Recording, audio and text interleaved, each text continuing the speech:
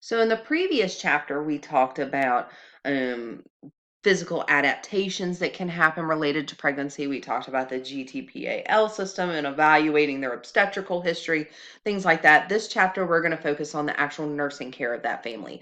So, based on those physical adaptations, how do we teach our patients about things like warning signs and teaching them about how to handle those discomforts and things like that, as well as looking at how do we determine when they're due and what testing are we going to do? What are assessments are we going to do on every patient versus your high risk patients? So, when we're talking about nursing care during pregnancy, what is the role of the nurse in caring for a pregnant client? So, when we're talking about prenatal period, this is before they give birth. Um, our biggest roles as nurses is to educate and help them understand what they need to do to best care for themselves. We also need to recognize high risk behaviors and hopefully cut those off or find a way to help that woman. So the biggest cause of low birth weight, infant mortality and morbidity and preterm labor and all of those complications related to pregnancy are related to inadequate or even no prenatal care. So not everybody gets prenatal care, and it is vitally important. And multiple studies have shown that consistent prenatal care throughout the entire pregnancy results and much better outcomes because they can educate the women on what they need to do as far as health promotion. They can educate women on danger signs. They can also screen for potentially high risk situations that you may would not know about. For instance, a lot of times women are not going to know they have gestational diabetes if they don't get tested for it. So they're not necessarily going to have symptoms of that blood sugar of 300, but without testing, they wouldn't know it's there, and it can greatly increase the risk of complications for that baby as well as the mom later on in life. So, when we're talking about pregnancy, we consider it 9 calendar months. It's really 10 lunar months. That's why it's 40 weeks, not 36 weeks. So it goes over 10 lunar months. So we have 3 trimesters that we use. And the biggest reason they subdivide that is because the care is a little different as far as when things are more likely to occur as you progress over time. They're going to see you more often. Usually in the first and second trimesters, you're probably only going to be seeing these women once a month. And then after that, it progresses up to twice a month and every week until birth. So, how do we determine when they're due? Based on their last menstrual period, we would use what's called Nagel's rule. So, an example of this is on page 167 if you'd like to see that. So, the easiest way to remember is add 7 days and 9 months to their last menstrual period. And so, for an example, let's say their last menstrual period was January 1st of 2019. If you add 9 months to that, that is January is month 1. If you add 9 to that, that is month 10, which means that's October. If it's the first of the month and you add 7 days to that, 7 plus 1 is 8. So that means if their original last menstrual period was January 1st, 2019, their expected date of delivery or estimated date of birth is going to be October 8th, 2019. Make sure you include the month as well. That's all. I mean, the year as well. That's also important. So when we're talking about initial visit versus follow-up visits, that initial visit is really focused on an extensive history and testing as far as background testing. So they'll do a prenatal interview that's going to look at their entire OB/GYN history, their past medical problems, their lifestyle, their nutrition, lots of teaching, lots of assessment, review of systems. They'll do some basic laboratory testing at this point. They will do usually STI testing at this point to determine if they have any pre-existing STIs. They'll do a basic CBC to get their initial blood counts. They'll do blood typing so that they know if they need ROGAM, which we'll talk about that later. If you have a mama who is Rh negative on her blood type, then that lets you know that she is going to need ROGAM later on so that antibodies are not created.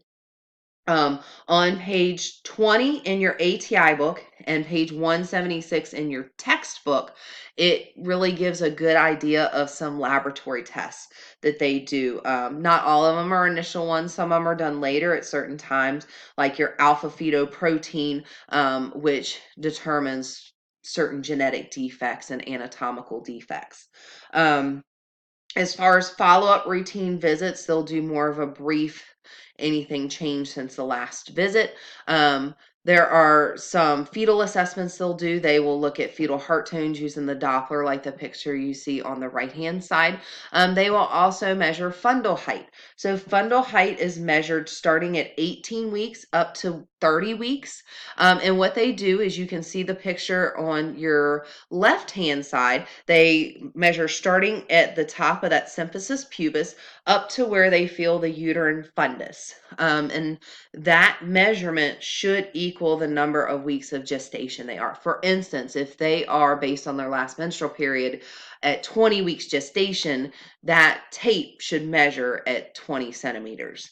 And that can help them see growth in changes in the fetus. If mom is gaining too much fluid, too much amniotic fluid, that can give them an idea as well, especially if on the last week when they checked it, it was what they considered in line, and now it's way above what they would expect it to be.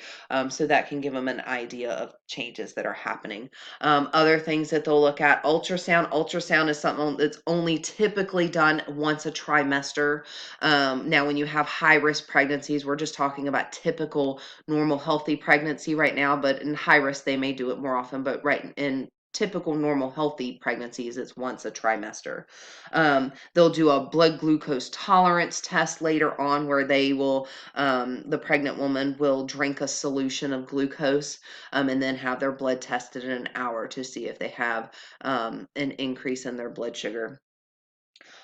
On page 177, it talks about symptoms associated with potential complications, and I'm going to talk about those danger signs a little bit later in this lecture. Things like decreased fetal movement and things like that. So part of that care management is not only assessing for those danger signs yourself, but also educating the mom on noting those. For instance, if they notice a decrease in fetal movement or things like that.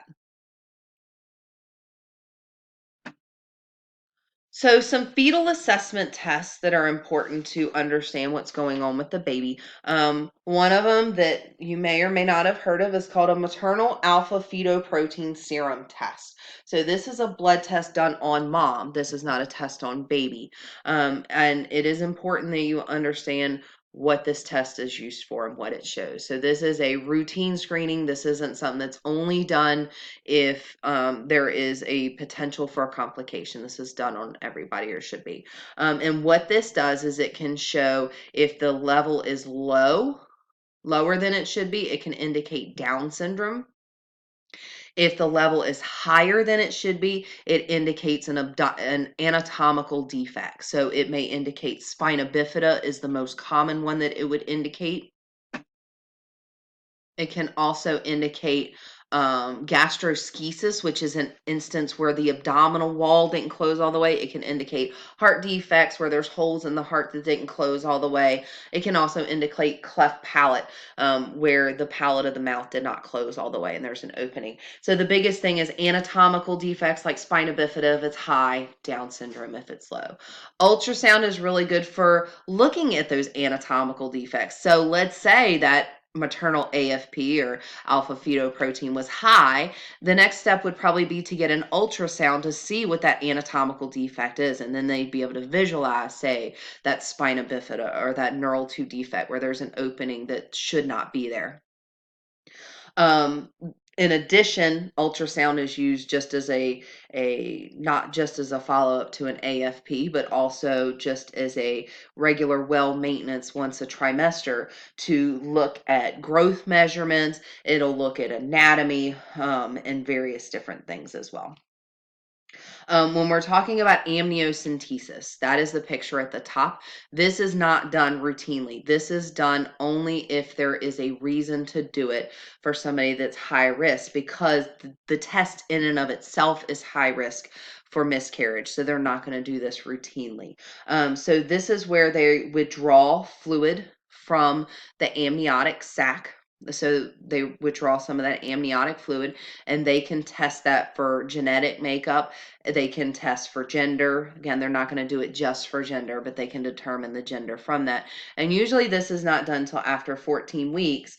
And the reason for this is because you need enough fluid in order to withdraw fluid to test for, and there's just not enough fluid before then. So they will test this at usually 14 weeks or later if they're concerned about genetic defects. So when we're talking about care management, so a lot of it is education. As you can see, there's a lot to educate on. Oh my goodness. So educating on nutrition, hygiene, that kind of goes with the UTI situation. Educating them on Kegels. Kegels are very important. Not only will it help them more, we think of Kegels as a postpartum type of thing because it will help build up those perineal walls so they have less urinary incontinence. But Kegels can help them with labor as well. The stronger those perineal muscles are, the more effectively they can push. So those Kegels are important during pregnancy as well. Teaching them about breastfeeding. I already mentioned dental health. Dental poor oral care can contribute to preterm labor. So making sure we're talking to them about, are you going to the dentist for routine cleanings, what is your oral care regimen, things like that. Physical activity, I'm going to talk about more extensively in the nutrition chapter, but what physical activity are they doing, the importance of physical activity and so forth, posture, and how that can affect their back pain, rest, all these things. Medications, what medications are they taking, what immunizations can they get? The biggest thing with immunizations is they can't have live vaccines. So they can't have measles, mumps, rubella, or varicella. Those are the 4 big ones they cannot get while they are pregnant. Because they are live vaccines, they can cause fetal problems. I already mentioned with torch infections in the last lecture a little bit, like rubella can cause mental retardation. Well, being that this is a live vaccine, that can cause harm to that fetus. So no live vaccines, no MMR, no varicella.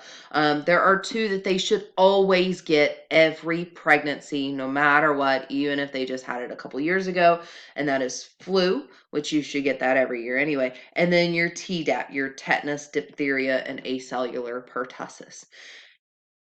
Like I mentioned, the Tdap should be every pregnancy. Even if you were just pregnant 2 years ago and got the Tdap in, then you should get it now. In this case, it is not about mom.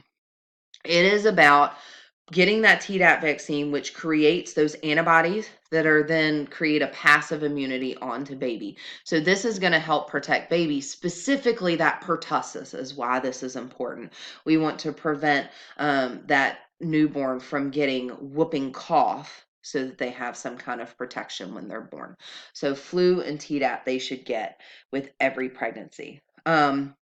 So as far as common discomforts of pregnancy, in ATI, there is an excellent discussion on this on page 21 to 22. And then in your textbook, there's a chart on page 187 to 189. You should know these as well as interventions of what you would do as a nurse. For instance, one of the first ones listed is nausea and vomiting, a common discomfort. Things you can teach the patient is things such as eating crackers having crackers at their bedside and eating dry crackers before they even get out of bed in the morning. That doesn't require any kind of medication to treat it, but it will help subside some of that nausea and vomiting. in some cases, having them take B12 for the nausea and vomiting, or if they're having a lot of breast discomfort, make sure they're wearing a well-supported bra to help support their breasts so they're not flopping around and causing more tenderness.